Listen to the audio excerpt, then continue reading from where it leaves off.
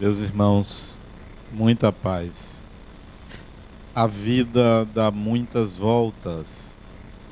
Nenhum de nós sabe de fato o que acontece no inconsciente, nas entrelinhas do que se lê, por detrás das palavras que se ouve, ou das declarações afetivas que nos são dirigidas.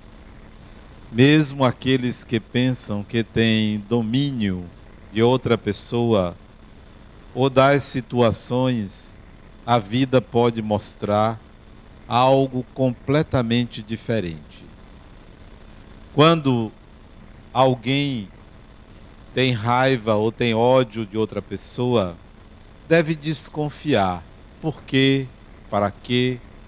Ou quando alguém quer desprezar outra pessoa por uma mágoa, ou quer se distanciar de alguém por não conseguir uma convivência pacífica, deve sempre desconfiar, porque a vida, por dar muitas voltas, pode aproximar essas pessoas. Nem sempre na mesma encarnação, mas em outra encarnação. Mesmo espíritos que escolhem viver distante um do outro, mesmo aqueles que fogem da presença de outra pessoa, a vida se encarrega de aproximá-las. É impressionante como, por mais que se fuja de alguém, é que se aproxima dessa pessoa. Portanto, se na sua vida tem alguém que você não gosta, se há alguém que você tem como inimigo ou inimiga, pode ter certeza que você estará a caminho de um processo de aproximação. Imagine aquela pessoa que você machucou, aquela pessoa que você não gosta, aquela pessoa que você odeia, aquela pessoa que é completamente diferente de você, a vida aproxima você dessa pessoa. Por que é assim? Porque nós não temos o direito de ficarmos em paz longe daquela pessoa. Porque pelo simples desejo de querer estar longe de alguém, de não saber lidar com aquele tipo de emoção, é que a vida nos convida a aprender. Então, é sempre um aprendizado, é sempre um convite ao encontro e não ao desencontro. Não postergue o encontrar-se com alguém ou ter que lidar com uma situação que você jamais imaginou que estaria. A vida dá muitas voltas. E eu assisti recentemente a algo que me emocionou. Duas pessoas que eram inimigas figadais, isto é, inimigas mortais, inimigas de muitos anos, se aproximarem, porque uma adoeceu, porque uma ficou na miséria, provavelmente atendeu o que a outra desejava, não porque foi o desejo dela que se realizou, mas ela tanto quis a miséria daquela outra pessoa, tanto quis que ela pagasse o que tinha feito consigo, por razões diferentes, essa pessoa chegou ao fundo do poço, e isso a deixou com culpa. Ela achou que foi ela que fez aquilo, que o desejo dela de que a outra pessoa fosse ao fundo do poço foi realizado. Ela se sentiu culpada e não descansou enquanto não ajudou a pessoa. Pelo sentimento de culpa, veio a compaixão, veio o desejo de ajudar. O que era ódio se transformou em compaixão. Nunca diga que você vai se afastar definitivamente de alguém, porque a vida sempre quer aproximar. A espiritualidade sempre quer promover encontros. Os desencontros que nós queremos fazer, eles são fadados ao insucesso. Não evite uma pessoa. Sempre que você evitar alguém, você se coloca numa condição de inferioridade. Sempre que você quer se distanciar de uma pessoa porque não sabe lidar com aquela pessoa, você está demonstrando sua incapacidade. E essa incapacidade tem que ser resolvida. Você tem que aprender alguma coisa. Não postergue. Não relacione, ao menos em sua mente, inimigos, pessoas detestáveis ou pessoas intragáveis. Não relacione, porque isso é uma demonstração de inferioridade. Se nós resolvêssemos os nossos conflitos de relacionamento numa encarnação, nós ganharíamos a encarnação. Tem gente que precisa ganhar a encarnação ganhando um emprego, ganhando dinheiro, casando, tendo filhos. Ganha-se a encarnação quando se sabe estabelecer relações com qualquer tipo de pessoas. E tem pessoas que têm a habilidade de se relacionar bem com os mais simples aos mais orgulhosos, com os mais humildes e com os prepotentes. Tem pessoas que têm essa habilidade. Queira conquistar isso. Queira saber transitar em qualquer nível, em qualquer situação, com qualquer pessoa, você ganha a encarnação. Mas se você não sabe lidar com determinada classe de pessoas, vai ser dificílimo você ganhar ou galgar uma nova e melhor encarnação ou melhor situação. É no estabelecimento de relações interpessoais harmoniosas que o espírito cresce. Tem pessoas que não sabem lidar com seu vizinho, não sabem lidar com seu chefe. Tem pessoas que enquadram o outro num estereótipo que não consegue se relacionar pessoa a pessoa. Relaciona-se com cargos, com funções. Não, ele é meu chefe. Independentemente de seu chefe, é uma pessoa. Tente estabelecer uma relação pessoa a pessoa. Evite se relacionar com o cargo, com a função da pessoa. Ah, não, mas ele é meu empregado. Evite se relacionar nesse nível de patrão e empregado. Relacione-se com a pessoa. Relacione-se com aquela outra alma, com aquele ser humano. Não para se inverter papéis, não para se destituir as pessoas das suas responsabilidades. Não se trata da inversão de papéis, mas de uma relação que pode acontecer diferentemente, onde você aprende, onde você estabelece um grau de confiança e que a outra pessoa se sente seguro em lidar com você, porque você lida com a pessoa, você enxerga o ser humano. Uma vez eu estava com dificuldade de dar a mesada a meu filho. Eu achava que eu tinha estipulado um valor muito alto, né? Era algo assim como R$ 10 por semana. Isso há muitos anos atrás, ele tinha uns 12 anos de idade ou 10 anos de idade. E aí eu atrasava, né? Atrasava porque eu achava que era muito, né? Comecei a atrasar, ele aí queria me pedir, olhava assim para mim, como esperando que eu desse, porque era o dia marcado, e eu dava de noite, era para ter dado de manhã, dava no dia seguinte, na semana seguinte era no dia seguinte. Aí ele chegou assim para mim e disse: meu pai, eu já sei o que está acontecendo com você. Eu disse: o quê? Você se arrependeu, não foi? Aquilo me desarmou. Ele não estava tratando com o pai dele, ele estava tratando com a pessoa. Ele poderia ter cobrado ao pai. Não, ele falou com a pessoa do pai, ele identificou o meu estado, a minha situação, ele me viu como pessoa e colocou de uma forma que eu entendi. É claro que eu dei a mesada, até dei vontade de aumentar a mesada para ele. Será que você consegue estabelecer relações com a pessoa do outro e não com o estereótipo? e não com um enquadre que você deu àquela personalidade, àquele indivíduo. É difícil você estabelecer uma relação com alguém quando uma outra pessoa já falou daquela pessoa. Você é contaminado ou contaminada por aquela informação. Quando você vai lidar, você não consegue esquecer que você já tem aquela informação.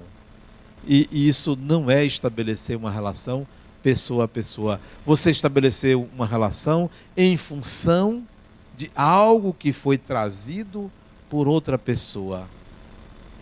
Eu me lembro que uma vez, há muitos anos atrás, eu atendi um jovem de 18, 19 anos, que os pais disseram: olha, eu quero que você conserte meu filho. Conserte, parece um relógio, uma máquina, né? Porque ele usa maconha, né? E aí eu fui conversar com o rapaz e disse: olha, antes de você me dizer alguma coisa, seus pais me disseram exatamente isto. Agora eu quero conversar com você. Isso foi o que eles me disseram. Quem é você? Eles me disseram que você usa maconha, mas isso para mim é secundário. Eu quero saber quem é você. Porque se você não lidar com a pessoa, você vai lidar com a informação.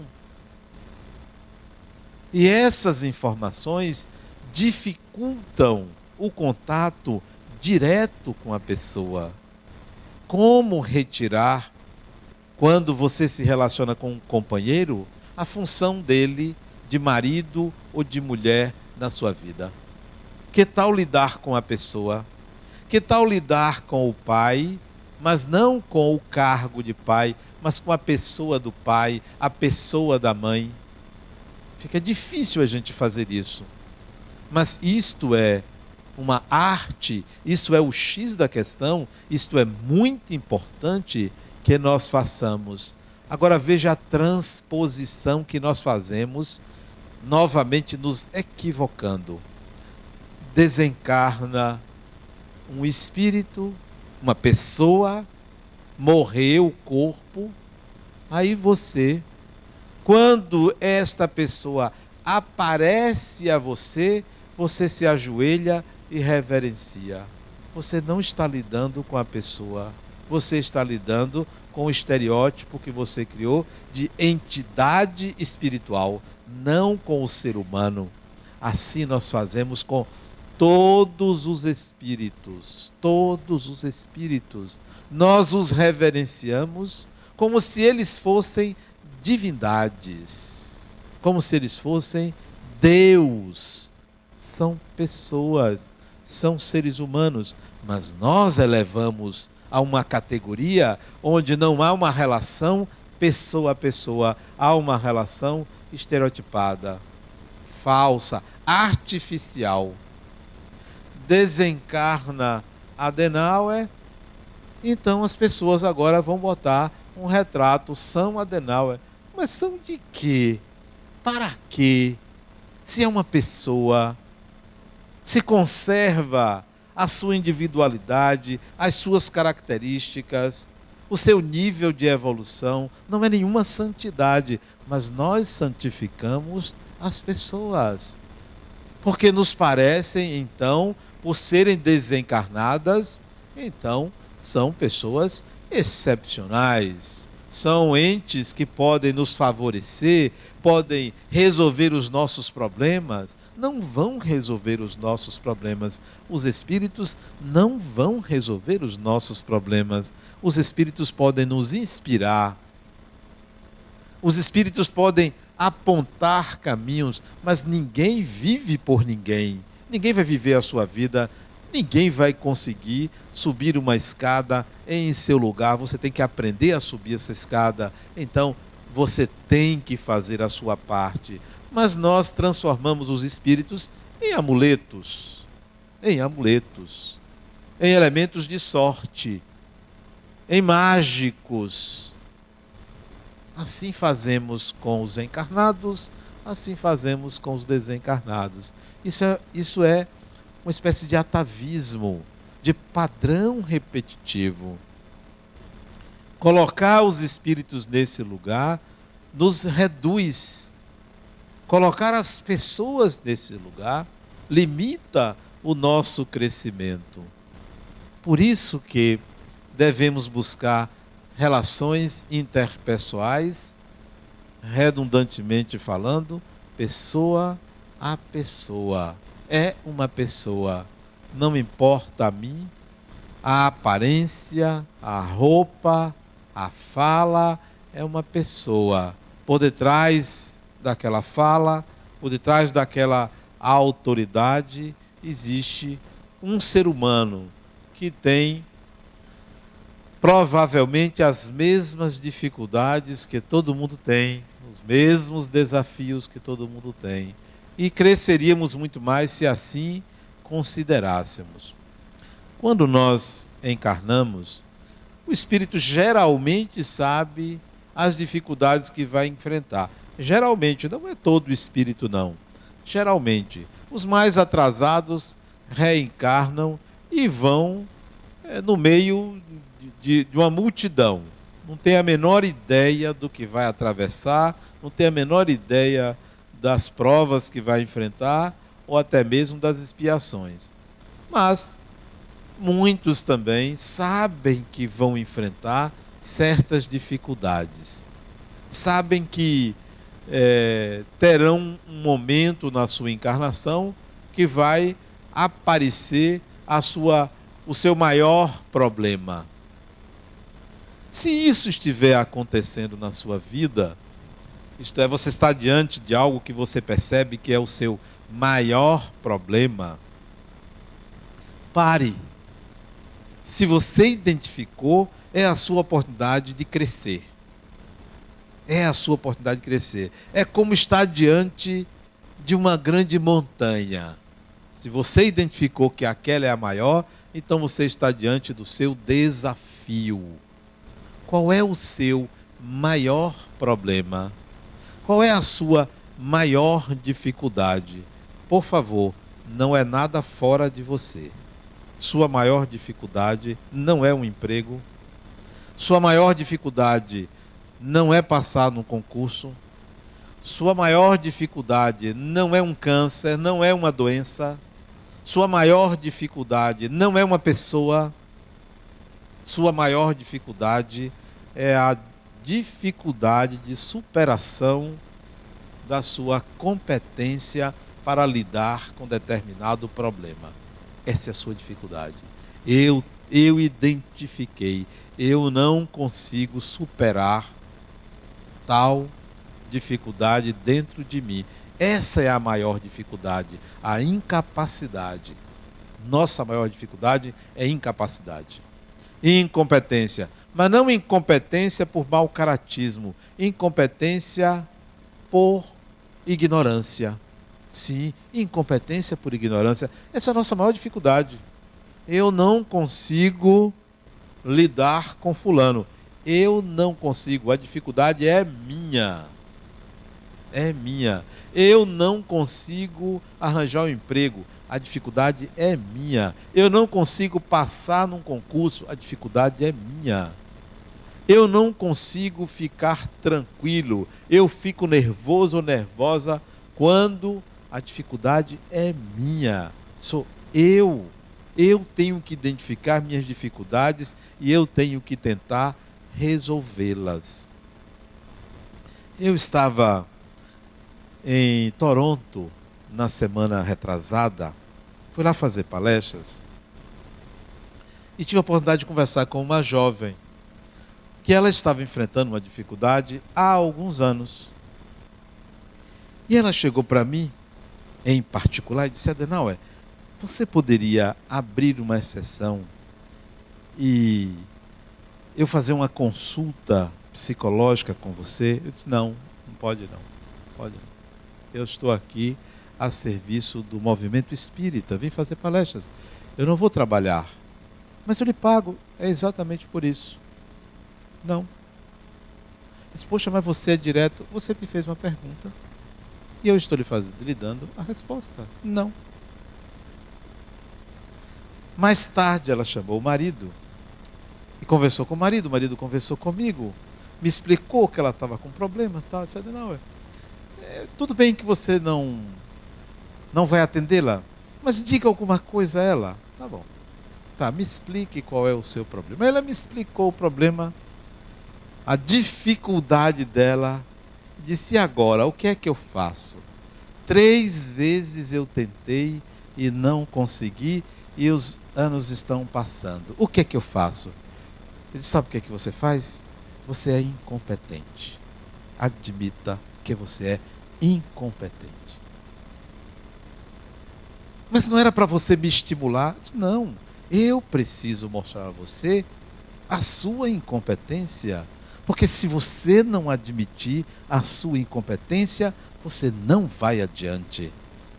Porque você se obriga a, você se cobra a. Que tal admitir que você não consegue? Só assim você vai em busca da solução do seu problema, do que se passa com você, daquilo que está acontecendo dentro de você. Não é um psicólogo que vai resolver. Não é um espírito que vai resolver. Se o seu problema é não admitir a sua incapacidade, admita. A melhor coisa para quem quer aprender a ler é não saber ler. Só se aprende a ler quem não sabe ler. Quem já sabe ler não precisa aprender a ler. Nós precisamos admitir a nossa incompetência. E aí vamos atrás de competência, vamos atrás de ajuda, vamos buscar ajuda. Olha, eu não consigo perdoar fulana. Isso você não consegue. Então vamos ver como é que se consegue aprender a perdoar. Você é incompetente para isso. É só incompetência. Como é difícil a gente admitir. Ah, mas se eu ficar admitindo minha incompetência, eu vou lá para baixo. Criatura, você já está lá embaixo. Você já está lá embaixo. Você que não enxerga. Você maqueia a vida. Para todo mundo está tudo ótimo. É aquele casal que de repente se separa. Oh, mas estava tudo bem. Não, isso é uma maquiagem. Vivia-se externamente. Vivia-se da aparência. Nós maquiamos a nossa personalidade para que os outros vejam que está tudo bem. Então, o que se passa com você, não precisa, basta que você admita que você tem dificuldades. Vá em busca de ajuda para eliminar as suas dificuldades. Não é demérito nenhum admitir quem se é. Eu sou assim. Esses dias eu ouvi uma pessoa dizer assim, Adenal, eu não vim a você. Essa semana eu não vinha me consultar com você porque minha amiga me disse que você é uma pessoa muito grossa. E eu estou vendo que não é nada disso. Se você ainda não viu nada. Hoje eu estou bonzinho. Você não viu nada ainda. Eu estou hoje no melhor dia. Me pegue na TPM para você ver como é que eu fico. A gente tem uma ideia do outro, porque a partir de uma informação, a partir da aparência, a partir de uma fala, a partir de um momento, nenhum ser humano é o seu momento. O momento é um momento. O momento é um recorte. O ser humano deve ser, se você quer conhecer uma pessoa, pegue as 20 últimas encarnações. As 25 últimas encarnações, aí você tem uma ideia da pessoa.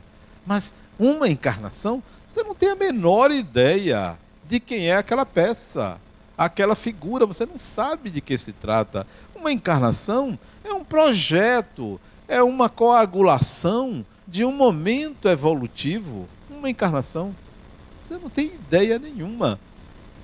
Às vezes você vê uma pessoa ali, maltrapilha, então você não sabe quem é aquele indivíduo por detrás desta encarnação. Você não tem a menor ideia do poder, da capacidade, da competência que foi tolhida por um DNA. Pegue os portadores da trissomia do cromossoma 21. O que é que está por detrás ali? Quem sabe? Quem é aquele indivíduo? Você não tem a menor ideia. Você vê a síndrome de Down.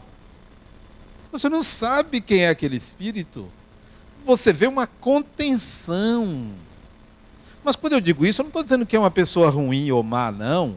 Eu estou dizendo que você não sabe a competência daquele espírito que o corpo, por uma mudança genética, inibe. Pegue uma pessoa que traga como karma, como expiação, uma atrofia cerebral, uma pessoa que tenha uma síndrome que dificulta a cognição. Você não sabe o espírito que está ali por detrás. Teve paralisia cerebral. Você não sabe quem é aquele ser, a sua competência, a sua capacidade, a sua história, porque é só uma encarnação. É só uma. E uma encarnação diz muito pouco. Pouquíssimo. Eu conheci um indivíduo que ele tinha hanseníase. Ele passou 10 anos sem falar com ninguém. Que tal? 10 anos. Não falava, porque não queria. Tão revoltado que ele era com a doença dele. Porque aos 20 anos de idade, quando a doença se manifestou, ele tinha uma companheira. Quando a doença se manifestou, ele escondeu, mas a companheira dele denunciou ele aos órgãos de saúde. Ele foi caçado para ser preso, porque era hanseniano. Isso há mais de 80 anos atrás, para ser preso. E aí ele fugiu, no interior da Bahia, fugiu. Não suportou os problemas da doença, se entregou às autoridades sanitárias e foi morar numa colônia de hansenianos. E ali ele não falava com ninguém. Com ninguém. Se recusava a falar. Até que uma freira que eu a conheci, com carinho, com cuidado, com paciência, sempre falando com ele, sempre cuidando dele, entre mais de 100 hansenianos, ela elegeu ele como protegido dela. 10 anos depois, ele resolveu falar com ela, responder a ela. Ela conseguiu isso. A doença avançou e eu o conheci já com uns 50 anos de idade. Isso há muitos anos atrás, há uns 30 anos ou mais atrás, eu o conheci. Conheci e ele me contou a história da vida dele. O indivíduo analfabeto, mas com um discernimento da vida fantástico. Ela, a freira, ensinou ele a ler e a escrever, mas ele não tinha mais os dedos para escrever. Um indivíduo com uma mente riquíssima, mas aprisionado num corpo incapaz de manifestar a capacidade dele. Não, você não sabe com quem você está lidando. Você não sabe que espírito é aquele, que pessoa é essa. E muitos aqui se limitam, porque não se reconhecem capazes de. Não se reconhecem. Já viveram dezenas, centenas de encarnações. Repetem muitos processos, mas parece que está fazendo a primeira vez. Não se legitimam, não se autorizam, se reduzem a uma ignorância plantada pela cultura, às vezes pela própria religião. Muitos espíritos não avançam por conta da culpa incutida pela religião, culpa incutida por crenças absurdas que inferiorizam o espírito, não conseguem retirá-lo de um sistema de pensar opressivo. De um lado, o não reconhecimento da ignorância, do outro lado, a incapacidade de entender que são capazes de. As duas coisas funcionam simultaneamente. Aí passa uma encarnação limitadíssima, arrastando-se, com medo de viver, com medo de ousar, com medo de lançar-se à encarnação. Outro dia eu perguntei a um, vem cá falando, você sabe voar? Ele disse, não. Eu disse, olha, o seu problema é esse, você precisa aprender a voar. Pode ir embora, vai aprender a voar. Porque se a gente não aprende a voar, se você não tem asas, não precisa asas para voar. Ah, você está falando para eu pegar um avião? De jeito nenhum. É voar no chão. É voar com os pés no chão. É voar sem qualquer asa. É voar porque nós somos seres imortais.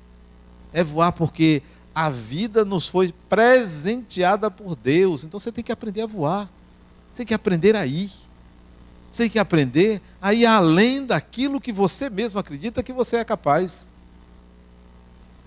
Nós precisamos enxergar esses potenciais, mas ao mesmo tempo reconhecer as nossas incompetências, as nossas incapacidades. Reconhecida a sua principal dificuldade, vá em busca. Resolveu essa, procure outra principal, porque sempre vai aparecer. Sempre vai aparecer uma dificuldade, um desafio dentro de você.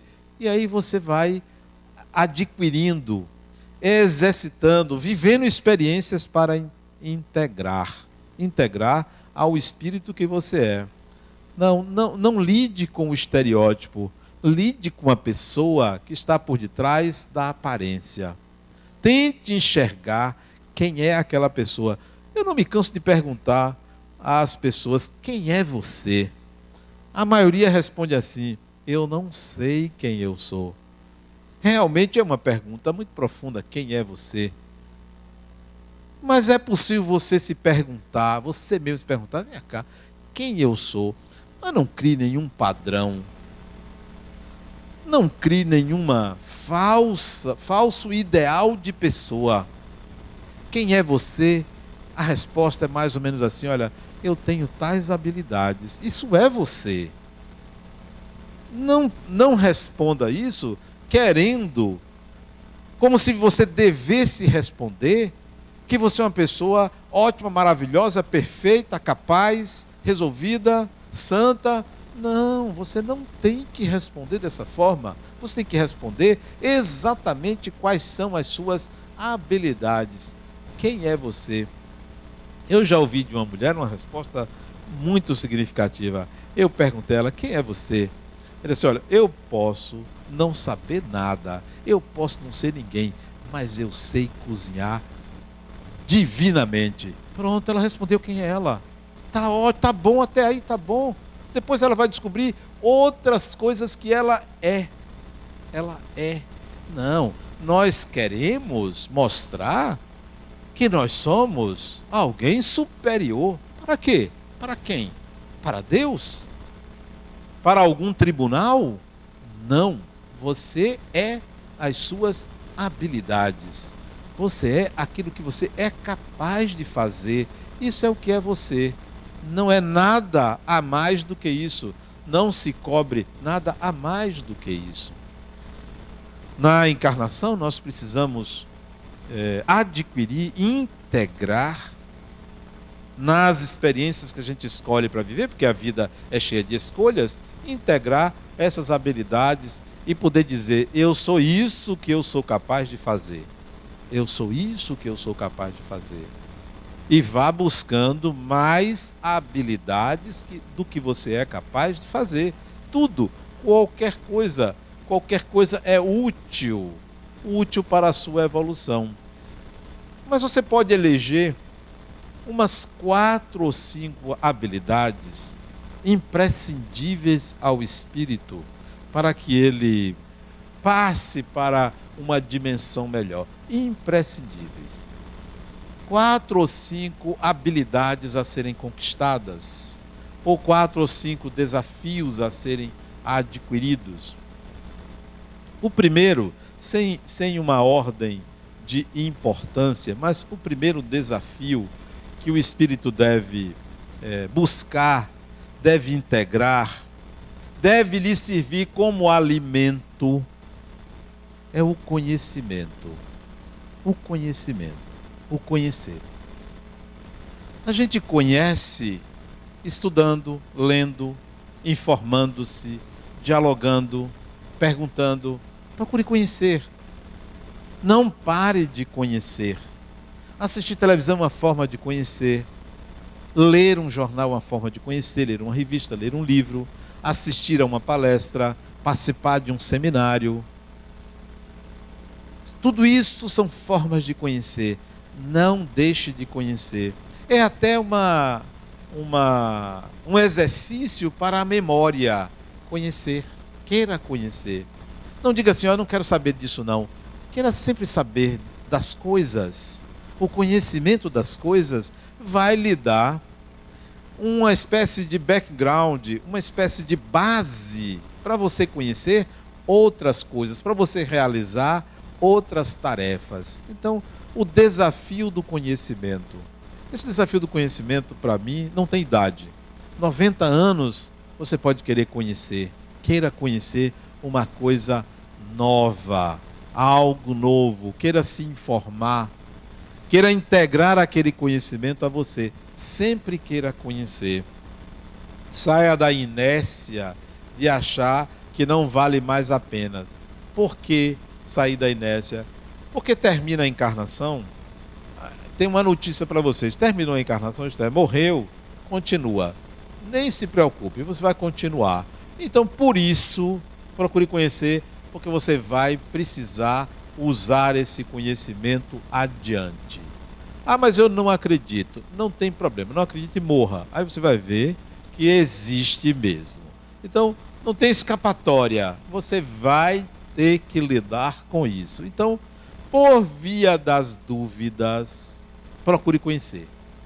Primeiro desafio do espírito, primeiro alimento do espírito é o conhecimento. Mas eu não estou me referindo só ao conhecimento acadêmico, ao conhecimento institucional, é ao conhecimento em geral, cultura geral, conheça. Também cultura específica, aprimore-se, busque o saber das coisas. A semana passada eu estava em São Paulo. Eu fui assistir a defesa da dissertação de minha filha, dissertação de mestrado. E claro, o pai fica orgulhoso de ver a filha lá numa banca, né? Eram 3 pessoas nessa banca e eu ali assistindo como pai.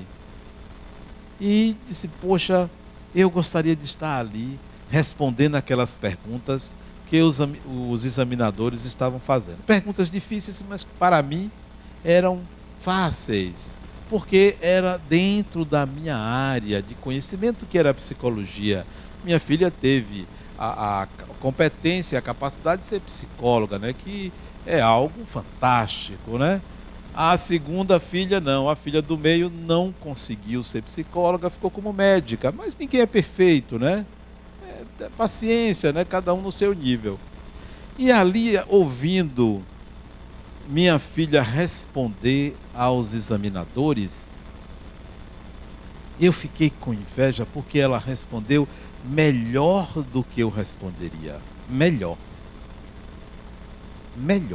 Não é questão de ser vaidoso porque é minha filha, mas ela respondeu melhor. Eu fiquei com uma pontinha de inveja, né?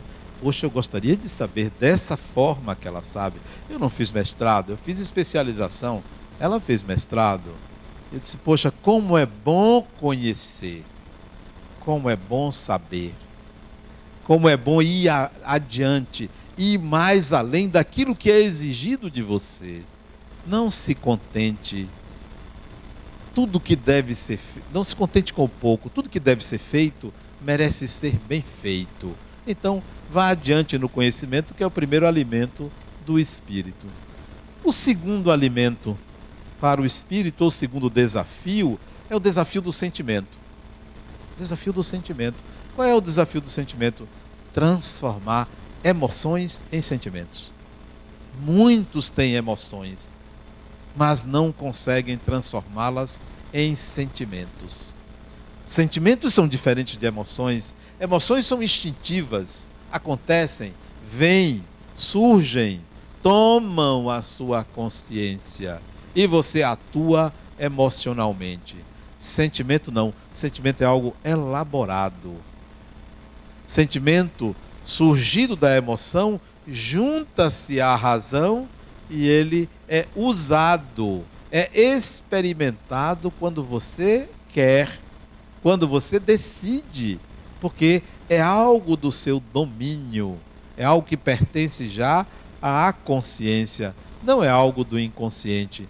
Então, o espírito precisa adquirir sentimentos, sentimento de amor, sentimento de bem-querer, sentimento de alegria espontânea. Como é que as pessoas, a maioria é alegre, tomando uma? Isso não é um sentimento, não é a alegria integrada, é tomando uma. Aprenda a ser alegre sem precisar tomar nada. Tem gente que tem que tomar um antidepressivo para ficar alegre.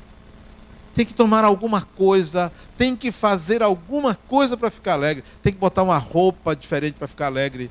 Não, você precisa conquistar isso independentemente do momento, de qualquer circunstância externa. Então, integre isso a você, sentimento, e você vai integrar sentimento vivendo experiências, não se recusando ao contato da emoção para trabalhá-la e fazê-la e desenvolver o sentimento.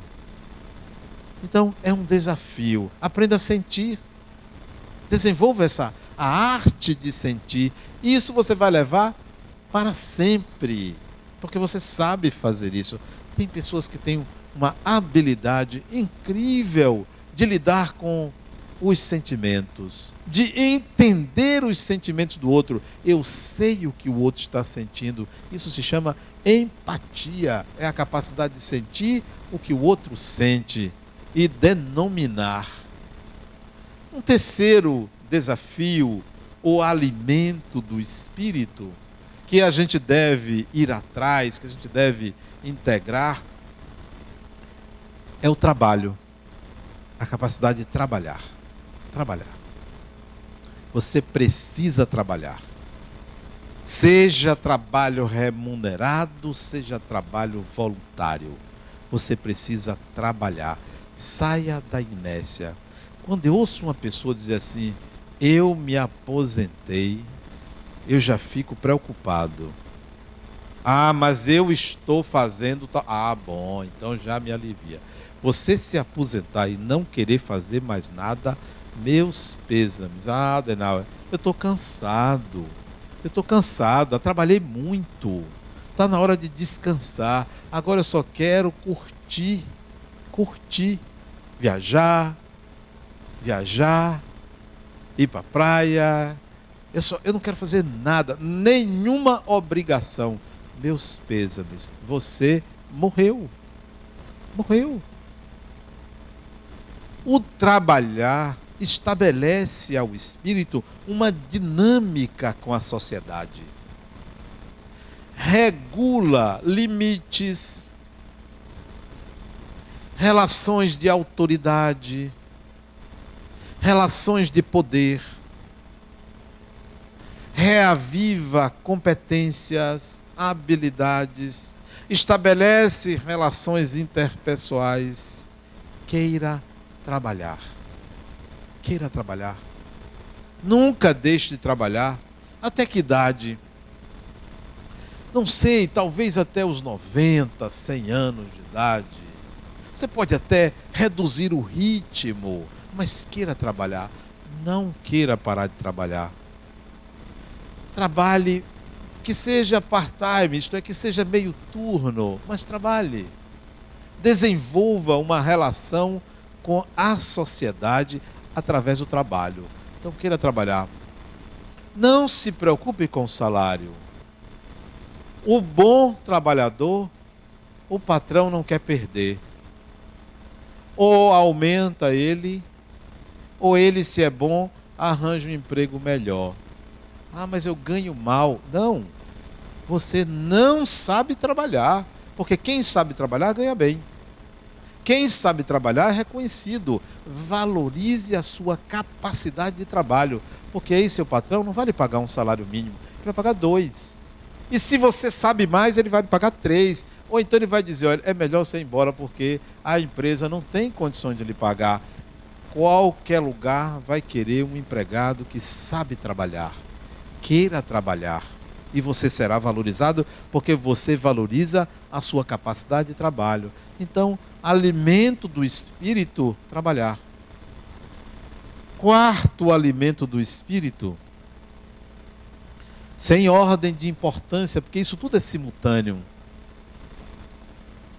A espiritualidade, a consciência de ser espírito. Muita gente faz isso buscando uma religião. Ok, uma religião é uma porta para o espiritual. É uma porta, mas existem outras portas. Uma pessoa me disse outro dia, eu não consigo ir no centro espírita. É muito chato, eu digo também, viu? É chato, eu vou, mas tem muita coisa chata. Eu não consigo ir na igreja, aquele sermão, o padre, a mesma coisa. Eu disse, realmente é um negócio chato. Já fui numa igreja evangélica, o pastor, aquela voz, eu não consigo, eu digo, já vi que está difícil para você. Não é por essa via a sua espiritualidade. Faça o seguinte. Você tem algum livro que trate de espiritualidade? Eu disse, eu tenho lá em casa, aquele que vocês espíritas usam, como é o nome? Eu dou uma de desentendido. Disse assim, qual? Qual assim? Eu disse, o Evangelho. Eu disse, o Evangelho segundo... eu tenho lá em casa. Eu faço o seguinte. Toda quinta-feira, o seu marido não vai pro baba? Não vai jogar bola? Eu disse, vai. Vai ser o seu dia de espiritualidade. Ao invés de você ficar ligando para saber se acabou, onde ele está, vai ser seu dia de espiritualidade. O que é que eu faço? Faço o seguinte. Que hora é o baba dele? Ele vai do trabalho direto com os amigos, só chega em casa que horas? Ele chega em casa 9h30, 15 para as 10, é a hora que geralmente chega. Pois é. O seu horário de espiritualidade vai ser de 8 às 9. Vai ser seu horário de espiritualidade. Mas, dona, e a minha novela? Eu disse, não, a novela você tem todo, grave. Não, é seu dia de espiritualidade, é quinta-feira de 8 às 9. Mas e meu filho? Pode para dormir. Que idade tem? 2 anos. Criança de 2 anos, 8 horas acordada, não, pode para dormir. Mas ele só dorme quando o pai chegar. Tá errado. Bote o menino para dormir, 8 horas, porque é para você. É sua espiritualidade. Bote ele para dormir. Faça isso. Eu vou tentar. Se não for, de 8 às 9, de 8h30 às 9h30, ele só chega de 9h30, 15 para as 10. Então, ele está chegando, está acabando o seu horário de espiritualidade. Mas vai ser nesse dia. Não vai ter marido, não vai ter filho, é você sozinha. Pois bem, sente numa cadeira, não abra o livro ainda, feche os olhos e converse com Deus. Como é que eu converso com Deus? Faça assim, feche os olhos, sentada na cadeira, não deite, porque se deitar dorme. Sentada numa cadeira. Como é que conversa com Deus? Faz assim, Deus, é o seguinte, eu estou aqui e não sei se você me enxerga. Eu queria que você me enxergasse. Veja como eu sou consumista. Confesse-se. Veja como eu apurrinho meu marido, né? Veja como eu sou vaidosa. Veja como eu gasto demais. Converse, desabafe com Deus. Conte tudo sobre você. É assim? Eu disse, é assim. É assim. Não peça. Confesse-se. Não peça nada a Deus. Confesse-se. Diga um bocado de coisa. Pode até falar mal dos outros, mas confesse-se. Não peça nada. Todo dia, toda quinta-feira vai ser o dia da sua confissão. Você vai passar uns 15 minutos, 20 minutos conversando com Deus. Depois você abre os olhos, pega o livro, abre ao acaso e leia. Você vai ter a resposta de Deus. E leia. Veja o que você entendeu. Leia, não precisa ler 2, 3 páginas, não. É só uma página ou meia página. Leia, é suficiente, leia. Fecha o livro. E agora você vai conversar com você. Você não conversou com Deus? Agora você vai conversar com você. E aí, fulana, o que é que você entendeu da resposta de Deus? Converse. Desligue o celular. Ninguém vai lhe incomodar naquele dia. Quando tiver um compromisso, mude o dia. Ou do compromisso, ou da sua espiritualidade. O templo não é o centro espírita, nem a igreja, nem a missa. O templo da espiritualidade é sua alma, criatura. É onde ela estiver. Não é um lugar específico, é em você. Então, alimente-se dessa espiritualidade. Isso só depende de você. Não precisa emprestar esse lugar a uma igreja, não é um pastor, não é uma pessoa, é você. Isso é um alimento para o espírito. Isso reconforta. Ela fez, disse Adenauer. Que coisa maravilhosa, eu vou patentear isso, né? Faça isso, você vai ver o quanto você se sente bem, porque você vai se confessar. Você não vai sair pedindo, olha, me dê isso, me dê aquilo. Não precisa pedir, você vai se confessar. Então, esses são alimentos do espírito. Alimente a sua alma. Se você só alimenta o corpo, se você só cuida do corpo, você vai ter saúde. Se você alimenta a sua alma, você conquista felicidade, que é diferente de saúde. Se você cuida do seu corpo, você se sente bem fisicamente. Se você cuida da sua alma, você se aproxima de Deus. Esses são os alimentos do espírito. Muita paz.